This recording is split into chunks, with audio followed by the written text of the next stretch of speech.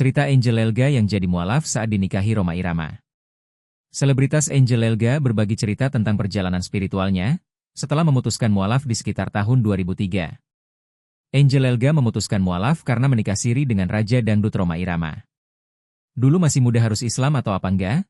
Karena saya menikah sama beliau saya gak ngerti apa-apa ikut aja.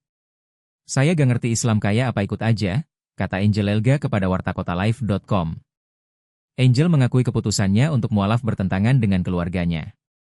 Ia lahir dari sebuah keluarga non-muslim yang taat dan saling menyayangi.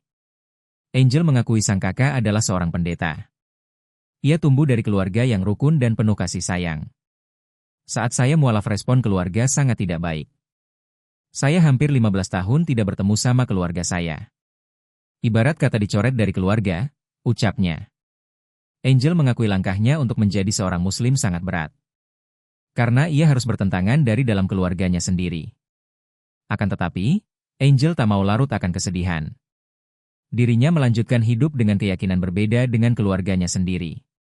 Sampai akhirnya Angel harus bisa menemukan kenyamanannya dalam beragama. Hingga akhirnya menjalani proses pencarian diri.